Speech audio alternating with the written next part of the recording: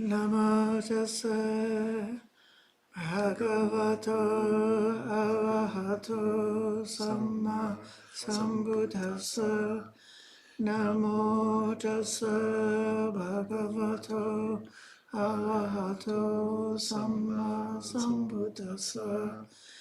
Namo tassa bhagavato arahato samma sambuddhassa. Buddham dhammam sangham namasami.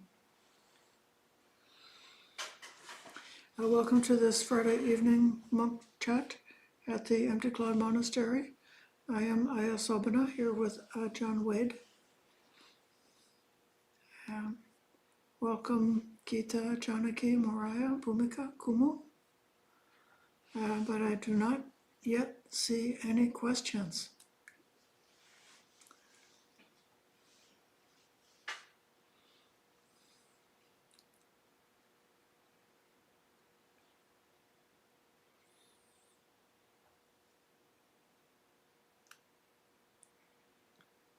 In a case like this, do we go on? It hasn't happened yet. Usually someone will pop in a question. The person who usually asks questions or the persons must be away. Is there a question in the room that they would like to have answered on the live stream?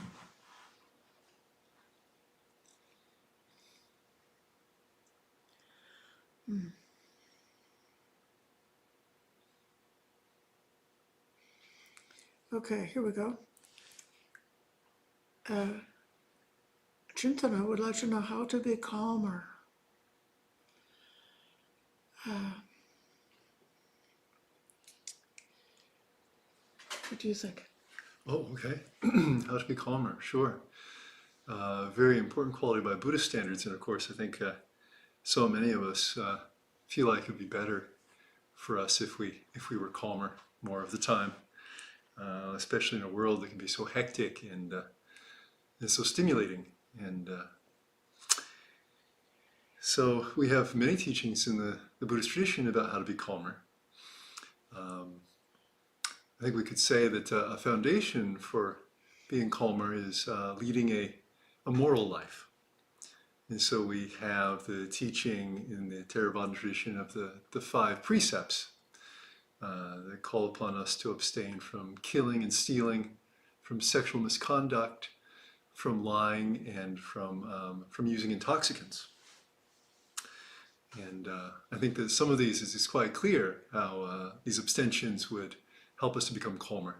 Others, I think, it becomes more clear upon investigation on experience. Those are 5 recommendations to consider from the Buddha. Another kind of pervasive teaching in the Buddhist tradition is to practice meditation. And we know from modern science that it's proven that meditation can help us deal with stress and anxiety and various emotions, help us to manage our anger, for example, and to be calmer and increase our emotional intelligence, our EQ as well. Excuse me.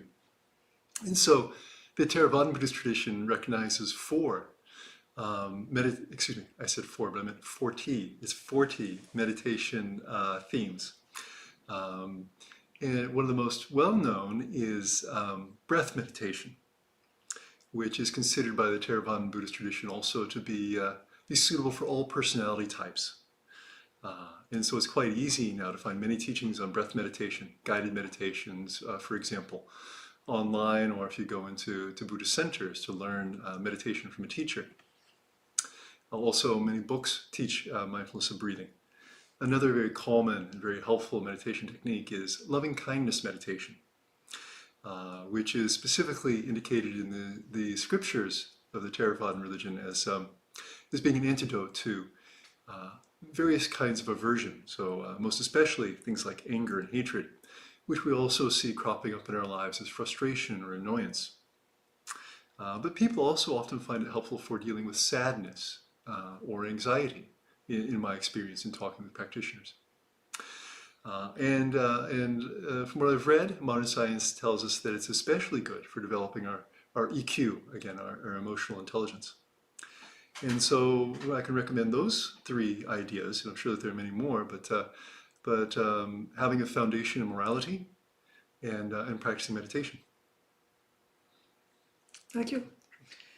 I'm just going to add one idea to that, and that is the practice of contentment, which actually is part of meditation.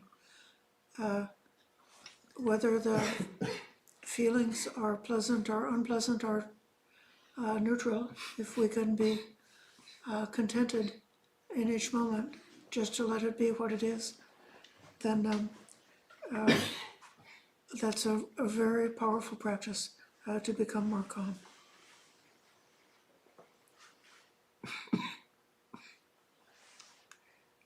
There's a question here from Kumo in two parts. When I meditate on breath, at the beginning I can clearly feel my heart rate.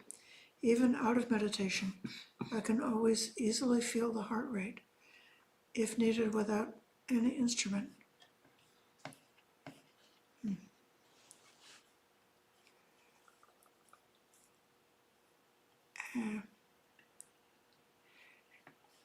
Any help to focus more on the breath? However, I have also found that as time goes on, my focus on the breath increases and the heart rate disappears to the background and it gets easier. Any advice? I think it may not be necessary to control the meditation to such a strong extent.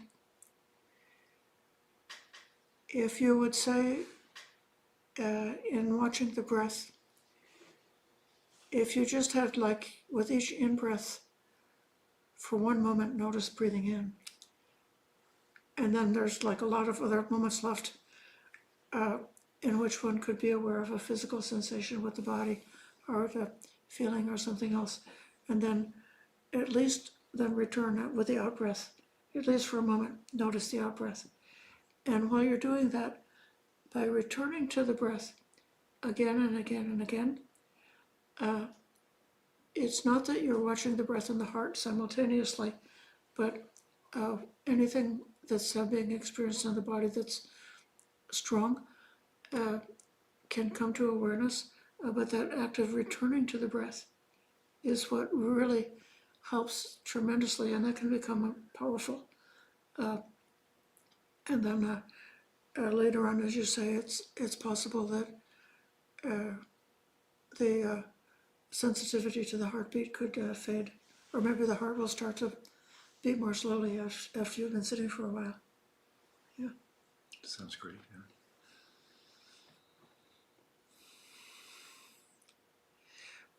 People tend to be focused on techniques or the method of meditation, and it's very good to have a method to lean on or as a support, especially if the mind is not yet tamed, to help us to stop the mind from too much discursive thinking. But then after we've gotten a bit more practice with meditation, the method is not that important. Somebody was speaking this evening about simply being aware of awareness itself, which is, that's not a lot of method, that's just a general direction. And Bhante Sudasa has frequently mentioned simply being aware and let go, be aware and let go. Whatever comes up, whatever phenomena comes to our awareness during meditation, just notice that clearly and don't cling to anything. So there are quite a few descriptions that could be given about ways to practice that are not really holding very closely to a method, and those are also valuable.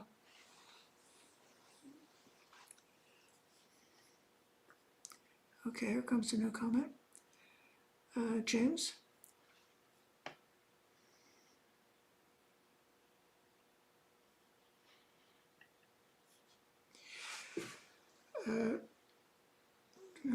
Greetings, James in Phoenix. Recently, a family member asked me if someone can be born to carry out someone else's bad karma.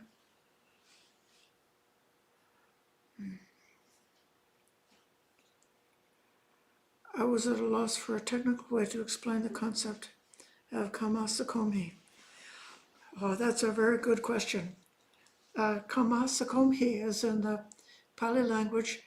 It's usually translated, I am the owner of my karma. How can we explain that there's no self if we say that I'm the owner of my karma? I'm going to claim, I've thought about that sutta quite a lot, and I believe that it's more speaking in a metaphorical way. It's not speaking in a technical way about karma. So karma is the one half of the one of the laws of nature that the ethical the deeds that a person does on purpose will have results subsequently, and that unskillful and wholesome deeds will tend to result in unpleasant feeling. Karma is not the only reason that somebody could experience unpleasant feelings, but there's the whole distinction of what we consider to be virtuous or unvirtuous or skillful and unskillful behavior is that the skillful behavior is setting up the cause for the reduction, the alema, and the final cessation of dukkha. And then the unskillful behavior is what is setting up the causes for perpetuation and increasing of dukkha. So then at rebirth, if a person is reborn, if they go to another existence, the continuity of the momentum of their behavior and their views and what they're clinging to, especially if they're clinging to an identity, then that, like a candle, lighting another candle, it carries forward into another life as being born into a realm that's, a wonderful, happy, heavenly realm, or a terrible, hellish realm, or a mixed human realm, something like that. So then it's not actually personal. It's a process that's going on, and we're participating in the process, and we experience the results of the process. But when it says in the sutta, I'm the owner of my karma, it's a big metaphor comparing a family life, a householder's life, with the spiritual life. So a householder is the owner of their wealth, and they are born from their family into a certain class, a certain position. They are connected to their family, and they are protected by their family in the sense that everybody is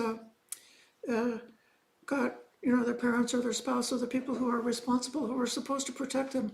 And it's even like a sort of like a clan idea that, if somebody hurts you, that then your whole family is going to go out and get even on that person. So I'm born of my karma. I'm the owner of my karma, born of my karma, related to my karma, protected by my karma. And then it says, whatever karma I do for good or for ill, of that I will be the heir. So if you were in a family, you would be the heir of the inheritance of the family business and the family wealth. And so what the sutta is really saying is actually you're not the owner of your family wealth. You're not really the connection that you think you have to your relatives is nothing compared with the importance of karma. That karma is actually the real deal, your real inheritance. So even if you lost your family wealth, you're still going to inherit the results of your karma. And even if I know you love your mother very much, but you were also the fact that you happened to be born into the womb of that lady was because of your karma. So your karma was before your mother, before you had your actual physical mother. So that's my idea about that. But actions have results. Causes have effects. There's more different effects in addition to karma. There's different laws of nature, but karma is the law of nature that determines human happiness or human suffering.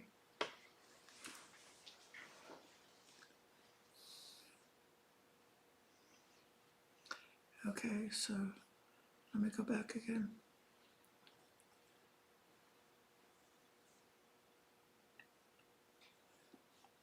Okay, here's Sarah's question. While meditating, is uncontrollable laughter, joy a normal reaction to sitting with the transitory nature of things? Or is it a nervous reaction? You can take that. Oh, okay, well, thank you. I didn't quite catch it. I'm sorry. While meditating, is uncontrollable laughter and joy a normal reaction to sitting with the transitory nature of all things? Or is it just a nervous reaction? Oh. So is uncontrollable laughter and joy a normal reaction to sitting with the impermanence and transitory nature of all things? Or is it just a nervous or anxious reaction? Okay. And well, Sarah, I'd like to be able to give you a specific answer, but I think we'd have to. I think that I would have to ask you to investigate that yourself. I think that there's sometimes when we experience the relief of letting go through realizing that things are impermanent, then it can be quite stimulating, and quite cheering. We can feel quite happy, and so laughing may be one of those responses that we have. But whether or not it's that, or if it's anxiety or stress, then I think that you'd have to look back inwardly to what kinds of emotions are you experiencing when this is happening. And I know that you can also consider a counterpoint, which is, are you able to make the mind calm and peaceful? Because real letting go happens when the mind is calm. And so if you have the experience of laughing uncontrollably, for example, we can accept that and experience it and try to experience it mindfully. And we can pay attention to what emotions are happening, and in having laughed, are we able to make the mind calm? And that would be a sign that we've got good control over ourselves, and that we have some skill in meditation. And we can learn about ourselves as well and our emotional reactions. Okay.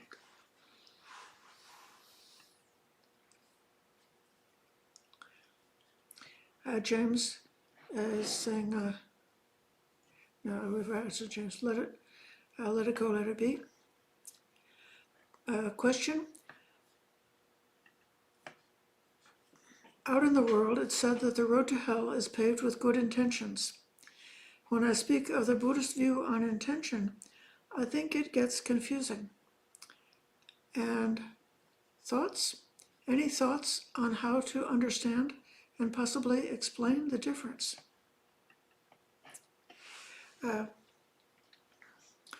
So, there's a wonderful phrase that's used in explaining right effort. That's the effort to prevent unwholesome states, to abandon or let go of any unwholesome state after it's arisen. and to cultivate, to bring up wholesome states of mind. And when a wholesome state of mind is present, to develop it and let it grow and become continuous and well established. The phrase is Chandam Janeti, which means to make a wish. So at the beginning, you make a wish, you got an intention. And then the next word is Vayamati, so then you try, you make an effort. Then there's Viryam Arabati, so Virya is a really strong energy, it's like a hero energy. So if you have a hero inside of you, you wake up your hero, and you make your hero really, really strong. And then Chittang Paganhati is the next thing, and that is that you get a hold of your mind, and you kind of like are steering or guiding. And then Padahati is then you strive, you keep going. So just making a wish is not enough. That's the kind of intention the road to hell is paved with, the kind of intention that you just made a wish, but you never gave it any energy. So there's another sutta that it's called If the Bhikkhu Could Wish. So it's if somebody is wishing to make progress, just wishing, they'll never get it just by wishing. They have to do the work and do their duty and cultivate the path. Nevertheless, the Buddha did say that karma is intention. Intention is karma. So if you were not being mindful, just being very careless, and you're not thinking about it very much, and you just do some unskillful deed, and while you think you're not thinking, you don't really have an intention, but actually that's a karma for you anyway. Even though you weren't really thinking seriously about it, you just did it without thinking, but nevertheless, you did that on purpose, that's an intention, and it's going to have its impact for you. And likewise, if you know you're supposed to be good, but you really don't want to, and you try, you can sort of like you overcome yourself, and you do the right thing, even though it's like difficult to do it, because you've got a mixture of in your motives are mixed. You sort of want to, but you sort of don't want to, but you go ahead and you do the right thing. So then you get the comic result of doing the right thing on purpose, even though there was a little bit of a mixed motive there. But it's very interesting field to explore and investigate, to understand your motives.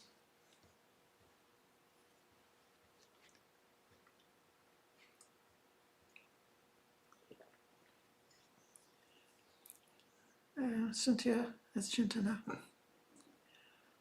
So am I my parents' karma?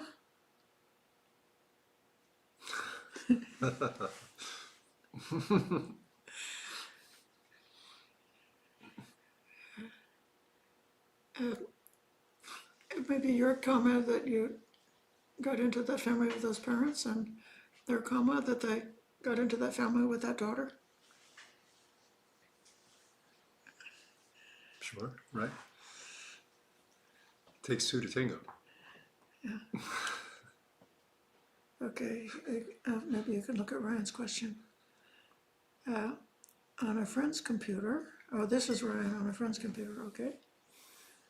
Okay. That's not a question. Venerables, there's many online Dhamma group options for meditating suttas monk chat. What's a skillful way to balance the options? A monastic called Dhamma entertainment and silent practice. I'll give that to you.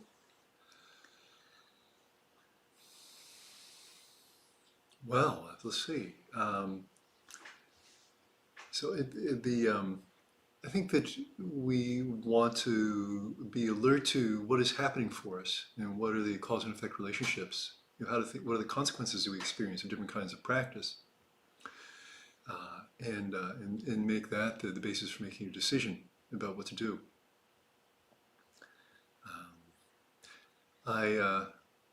Yeah, and maybe that's really it in a nutshell. See how it affects your practice to get involved in online teachings, and just to practice in seclusion on your own and study on your own, or to get involved with a kind of a real world Buddhist community to some extent or other, or a community of meditators, for example, and see how things play out for you. I think all of them have value, but also each one of us is in different circumstances in our lives. And we may find that different combinations of things work for us differently over time as well. So in order to make a decision, in order to judge the kind of results we're getting, it helps to make the mind calm and then evaluate. Really take the time to make the mind calm so that we can see clearly what's happening for us.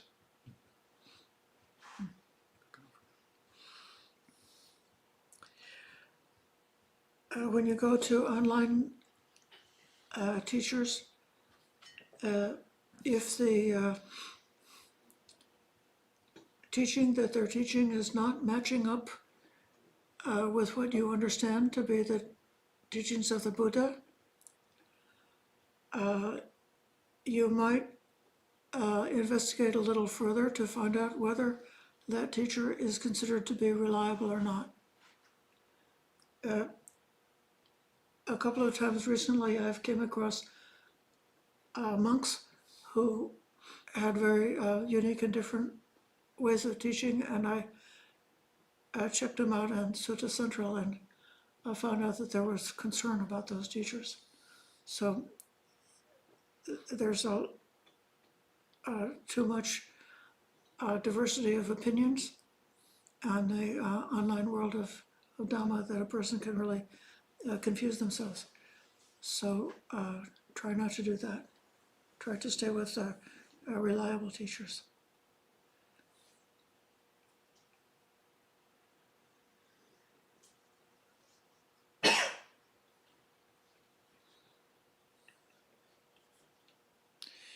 How can one respond skillfully when feeling annoyed or irritated towards others? First of all, if you practice being sensitive to the five khandhas in yourself, so that you will be able to quickly recognize what happens in the body when you feel annoyed. What's the feeling that happened there? What kind of perception has come up? And especially what sankhara or what mental formations are coming up. That's the story that you tell. So what happened is something happened that caused your annoyance. That was an unpleasant feeling. And subconsciously, before you could even control it, your mind started to fabricate this great story about it. And then actually the thing that you're getting annoyed at is the story. It's your own story that's making you annoyed, not the others. So if you practice investigating that, and the body is, I mentioned the body because the body is often more honest than the mind to know what's really going on. So if first of all, coming back to the body takes you out of the story, looking at the Vedana would allow you to just simply say, oh, this is unpleasant, and just let it go at that. You don't have to go on with the proliferation of annoyance. And then if it's gone so far down the road that already you're caught up in annoyance and some kind of irritating story about what's going on, then you should try to calm yourself down and bring up the practice of loving kindness in all the ways that you've learned how to do in order to let go and emerge, come out of that.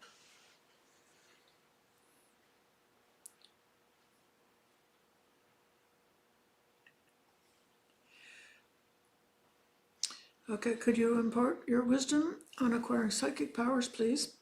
I think it could help my teen daughter see the Dhamma. Is this right view?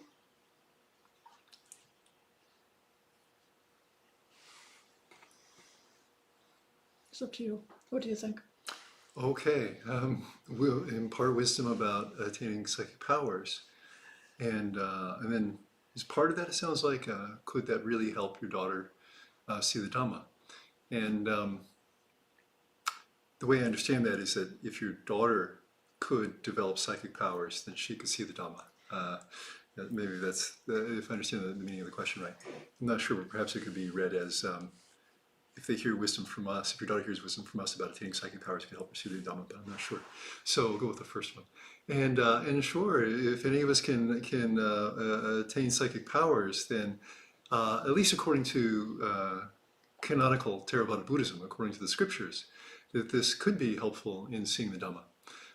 If we think back to the story of the Buddha's own enlightenment, it says in the night when he saw the Dhamma that he had this amazing visionary experience where he saw his own past lives in the first watch of the night. And then in the second watch of the night, he saw the arising and passing away, the death and rebirth of other living beings. And then it was in the third watch of the night that he saw the Four Noble Truths. And we see a similar pattern in the suttas for some of his disciples. However, it's not considered necessary by the Theravada tradition to attain psychic powers in order to see the Dhamma. Some words of words of wisdom about attaining psychic powers. I'm not very wise about attaining psychic powers myself, but I can pass on to you what I think are words of wisdom that I've read, at least, perhaps some things that I've heard. According to the scriptural standard and the standards of Theravada Buddhism, it requires excellent meditative concentration, so a very high level of skill in meditation in order to develop psychic powers. And so for one who wants to do this, it's usually recommended to try to undertake a monastic life, so that one has the grounding in the discipline and in the seclusion also, and the ability to put the time into long hours of formal meditation practice under the guidance of a skilled teacher. And so if you or your daughter would like to attain psychic powers someday, perhaps that's a path to consider. Maybe those are some ideas I can share. Okay. It could be that what the Buddha advised is the most helpful for a beginner, especially assuming that the teenager is a beginner. She might not be, but associating with good people, listening to the true Dhamma, and learning to look inside yourself. Those are the three, like the starting points to get connected and have a chance to see the Dhamma.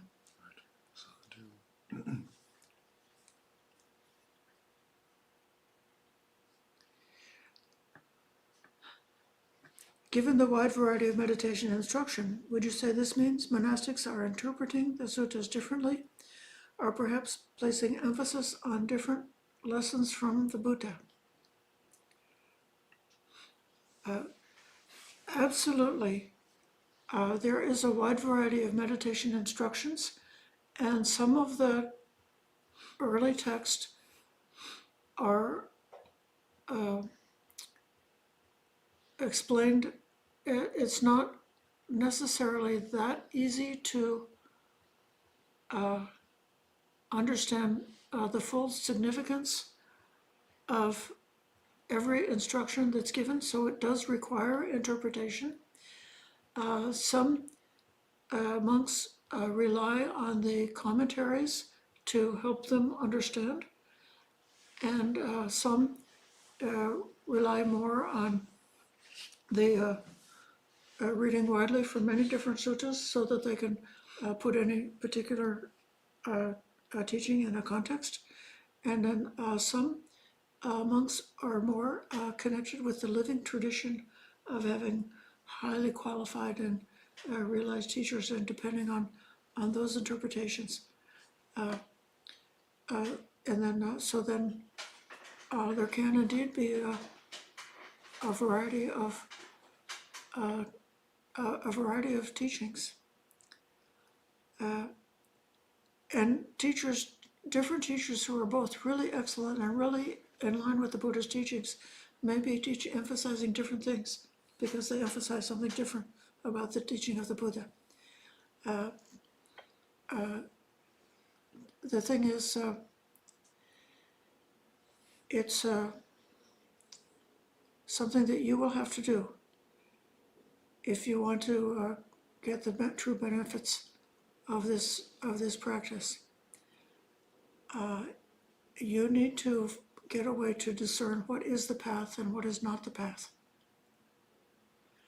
So if you are following a meditation instruction and you have some kind of a wild or unusual experience, and you think, oh, I must be enlightened because my head was on the ceiling during meditation or something like that. It could be that you've made a mistake because you don't know how to distinguish what is the path and what's not the path. So it's good for everybody to read the suttas widely and to test the teachers that seem to be really trustworthy, and look to your own experience. What's really onward leading you to become more calm and more clear, and in that way you will be able to know the difference. If a teacher is some teacher who knows a little bit of Buddhism but not very much, and they're sort of making things up or bringing things in from the general culture that are not really part of the Dhamma, but just an opinion. The best thing is that you got your own compass inside, that you can recognize the difference because you've practiced enough to know the difference. But there are many different ways to be an excellent Dhamma teacher.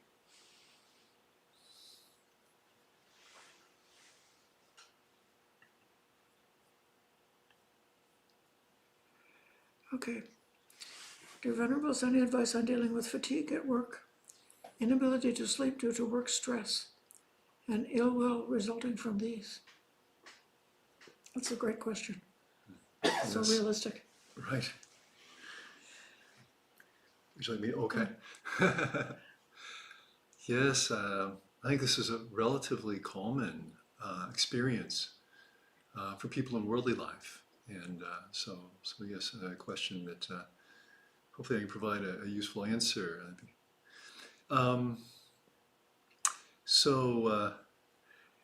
See, I happen to have been doing a bit of reading about scientific studies into mindfulness interventions for people who are experiencing burnout in their professional lives.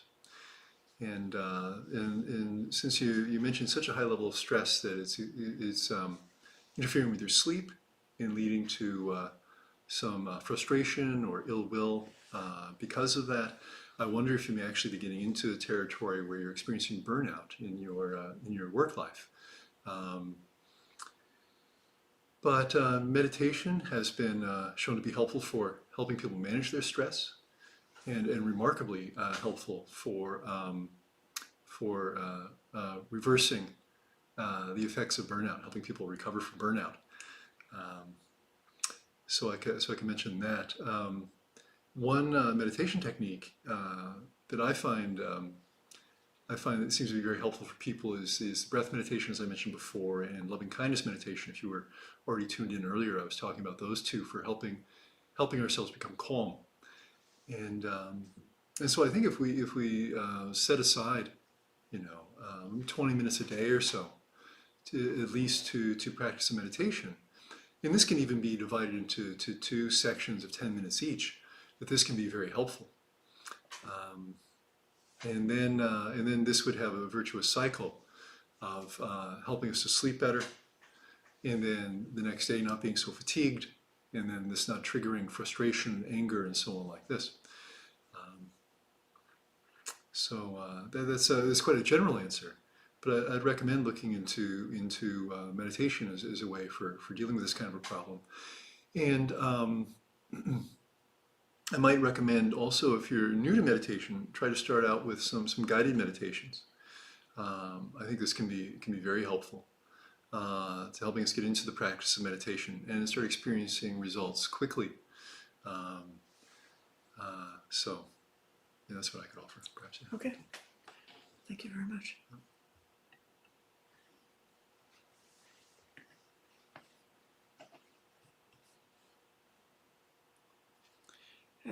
Diane, dear Venerables, a simple material question.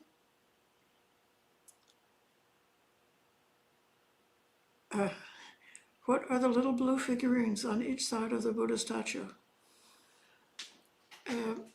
Can you help me with that, or do you know? They're Jizo. They're Jizo, and what does that signify? They're one of the bodhisattvas in the Japanese tradition. Okay.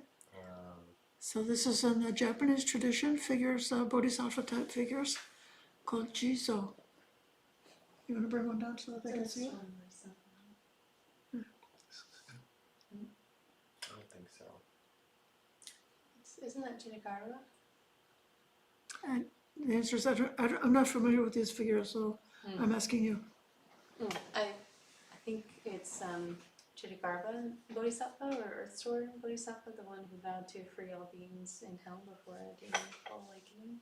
If you look at that name, then yeah, it's the same bodhisattva. This Jizo, I think, is Japanese. Okay. I said that. I think that's enough for this question.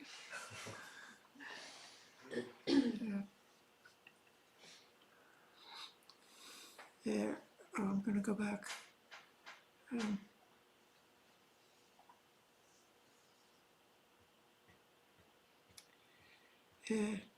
This is further from Mariah. Have you come across the idea that there's a deeper or hidden teaching in the suttas that only Sotapannas and higher can comprehend? Do you think there's anything to this?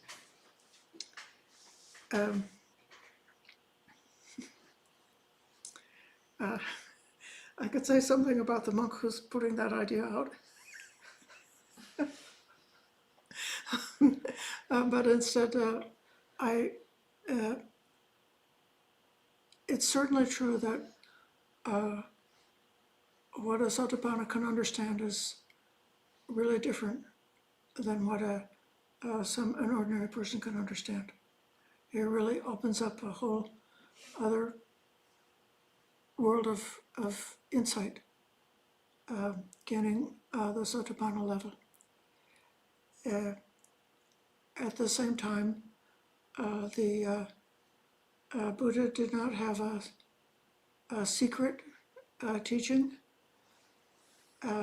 He taught suttas that were directed to people at many different levels of wisdom, and his teachings are clear and understandable, even if you are not yet a Sotapanna, are not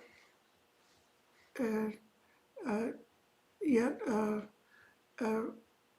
directly experience the qualities like what it's like to be an enlightened arahant, which is described in many suttas, or what the path is, what's happening at the very last moments, just as the full awakening is coming up. And these things are described again and again in the suttas. So if an ordinary person who hasn't realized or anything, who hasn't crossed over to become one of the noble ones, will not directly experientially know. But on the other hand, all of the sutta is it's a finger that's pointing a direction. And so you can see what the direction is, and then test it against your own experience, The things that you don't yet understand experientially, you can just put it to the side. And the things that are clear and useful to you, use them. That's what I suggest.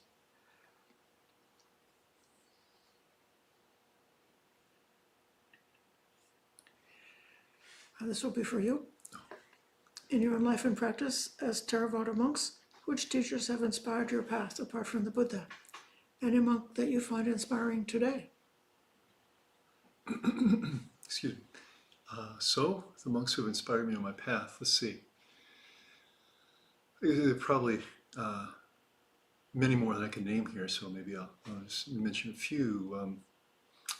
Let's see. So, for example, Lungpo Sopa, Ajahn Sopa, as we say in the West. In Thais we call him Lungpo Sopa, of direct disciple of Ajahn Chah, has a monastery in Nakhon Ratchasima province in Thailand, and he has traveled a little bit to teach, and so, for example, at some of the monasteries in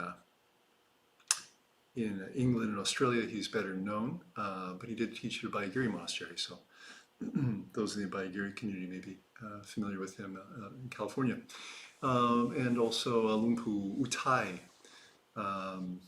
the disciple of Lumpu Fun, of the lineage of Ajahn Mun, who, the last I heard, I haven't checked recently, was the abbot of a monastery also in the Nakhon Ratchasima province in Thailand. And someone who's better known outside of Thailand, Lumpur Anand Akinchano, was the abbot of Wat Mapjan, where I ordained, and my teacher, very inspiring as well. And so I assume that the reason that you're asking is that you're interested in somehow connecting with one or more monks who might be helpful, or monastics that may be helpful to you on your path. And unless you live in Thailand, perhaps the easiest way to connect with these monks might be, or with at least one of these monks, would be to connect with Lumpur Anand via Wat Mapjan. He does quite a bit of teaching online. So the web address is WAT as in Thomas, M as in Mary, ARP as in Peter, JAN as in Nancy, .org, watmapjan.org, where you can find out how to connect with his online teachings. There's some ideas I can offer you. On the Bhikkhuni side, two of the greatest teachers who have passed, but who have teachings online, are Ayya Khema and Ayya Kusuma, who are both great, powerful, wonderful Dhamma teachers who can be found online. I wonder if I could mention one more. Yeah. I apologize for interrupting. It's okay. One who's here in the United States, I don't know where the person who's asked this question is located, but just so I mentioned somebody who isn't in Thailand. There's also had a chance to spend a little bit of time with Lumpur Dik Silaratano down at Forest Dhamma Monastery not too long ago, and found it to be quite a wonderful experience to spend time with him, and found him very inspiring. Both for his personality, his personal practice, and also he's written many books. Yes, he's written books. For a moment I paused to check whether they're just translations or they, which are also wonderful. He's done some wonderful translations, but also written some books himself. Again, that's Ajahn Dik Silaratano at Forest Dhamma Monastery. I think the website address for them is forestdhamma.org. And that's, if you're in New Jersey, you're quite close because his place is in Virginia, so Right. it's a short drive, or it's a drive anyway.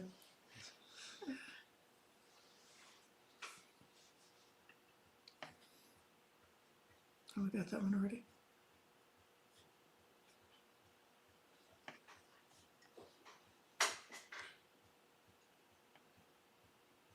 Okay.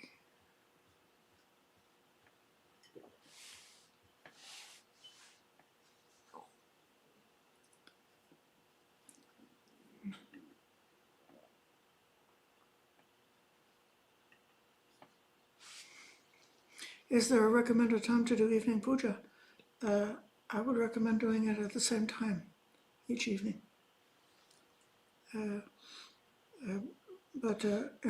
Before the evening meditation.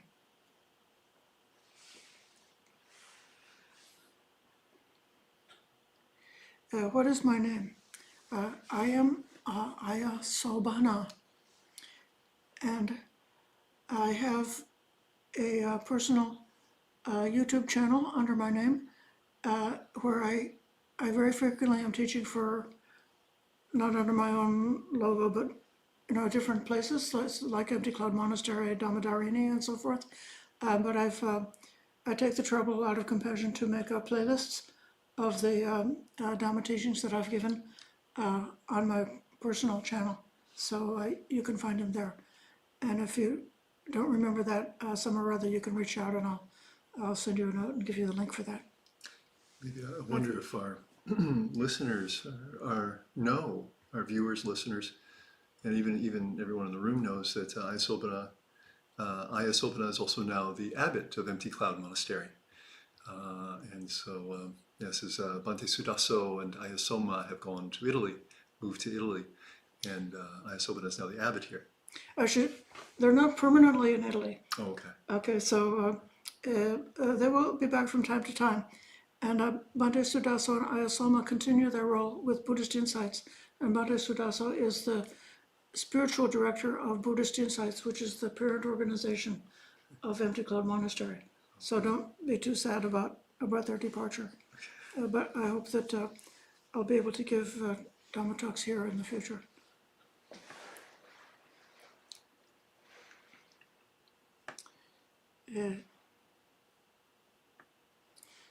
Venerables, my goal is to get off the cycle of samsara.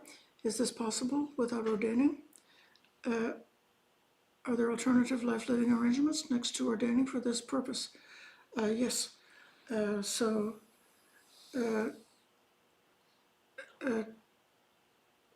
Definitely, stream entry is very attainable by people who are householders as well as monks.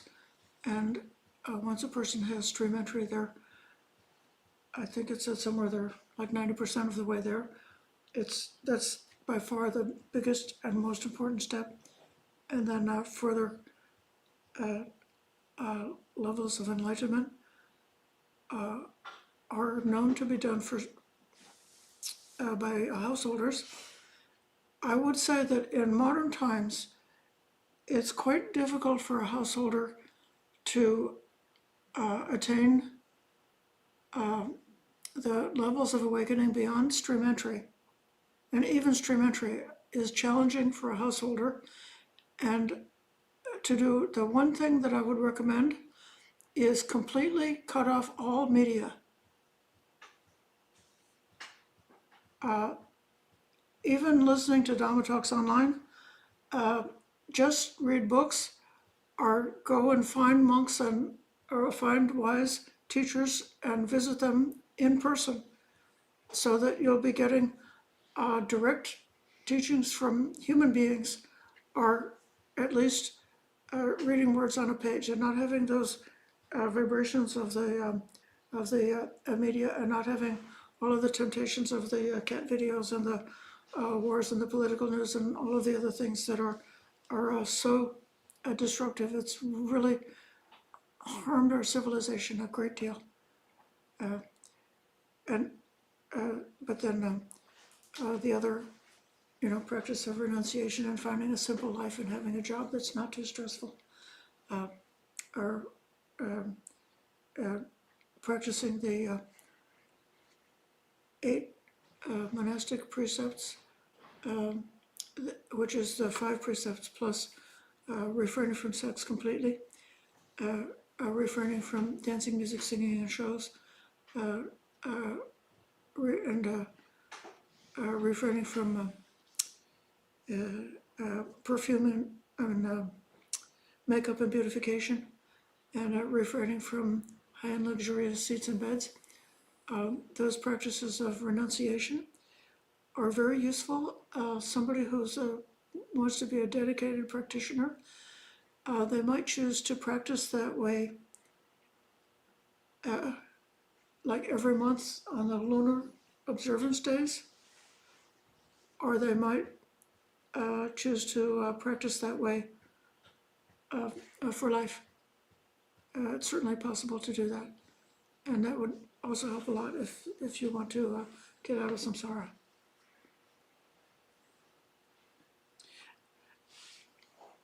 In these modern times, there are good reasons why some people cannot ordain, even though they really have a strong inclination to do so. I know many women who are older in years, and when it would have been the time that they would have entered the monastic form, bhikkhuni ordination was just not an option. So they didn't do it because it wasn't available for them at that time. And now, because of different kind of health circumstances, it's not the right thing for them to ordain. And there can be other practical responsibilities or obligations or something, or some reason why one is not able to give up money. Or even if you have a debt, that's a disqualification from being ordained. Or if you are owed, like you're a prisoner, or if you're on the lam and the government is trying to get you to put you in jail, something like that, it's not, you would be not qualified to ordain. So there are different practical reasons that you can't, but nevertheless it is possible to practice fully.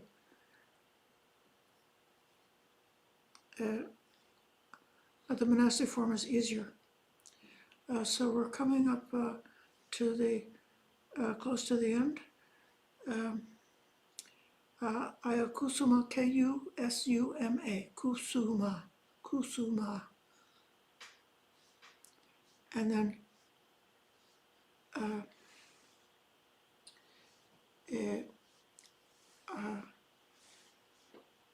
I didn't say soma, I said kema, Khema. Kema and kusuma are the two nuns that I mentioned. And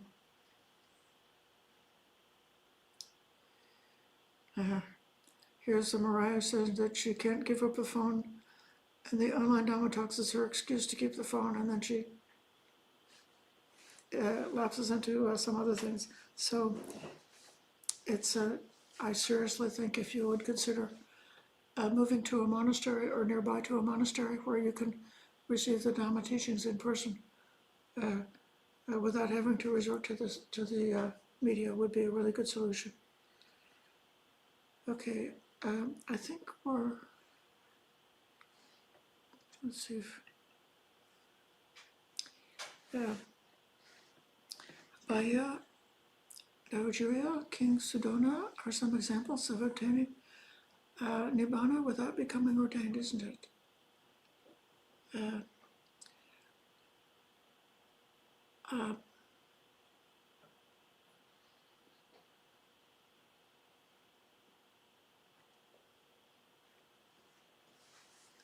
They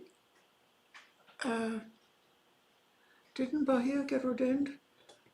Or he went to get ordained and then he was killed by a cow. I didn't quite hear the names, but he had Jagariya was one of them. Okay. Yeah. So yeah, right. According to the story in the suttas, right, he he wasn't. I think he wasn't really a householder. He When he was met the Buddha. he was a recluse. Okay, and then he attained enlightenment, and then was trampled by a cow, and so yes, so not a householder, but not an ordained Buddhist monk either. So. So I think they say if you become enlightened, you have to become a monk within a certain number of days, or else some people might become enlightened on their deathbed. And so that's a possibility. Actually, just before death is a very opportune time to get enlightened. Just because it is something that is, it's known to happen, and some things can become more clear when one is approaching death. But letting death come in its own natural time. Right. Right. Yeah. Okay, I think this is enough for now. Yeah. So we can, Janaki is saying that Bahia was not ordained. King Suddhodana was the Buddha's father. Yeah. Okay, so I think that's enough for now. We can say sadhu, sadhu, sadhu, sadhu. Sadhu.